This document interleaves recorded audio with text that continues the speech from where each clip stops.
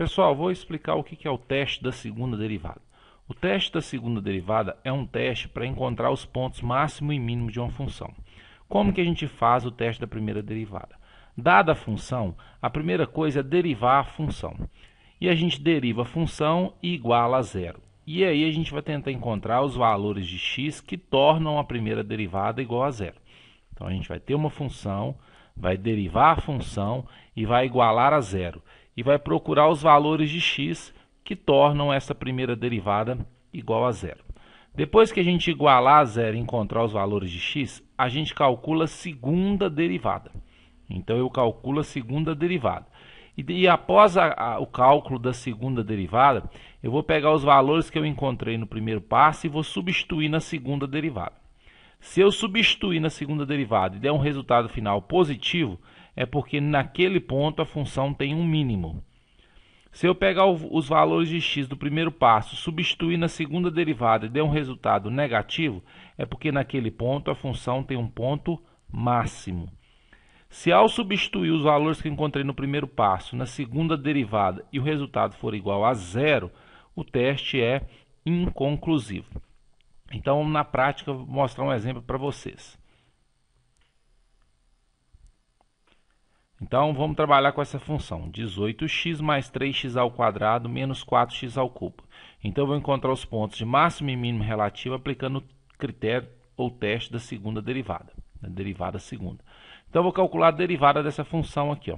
Derivada de 18x é 18, derivada de 3x ao quadrado é 6x, e a derivada de menos 4x ao cubo é menos 12x ao quadrado. Vou pegar e igualar a zero essa função. Só troquei a ordem dos termos. Igualei a zero. E aí vou procurar esses valores. Aqui dá para dividir por 6. Dividindo por 6, menos 12 dividido por 6 dá menos 2. 6 dividido por 6 dá 1. 18 dividido por 6 dá 3. Então a gente tem isso aqui. Vou calcular o delta.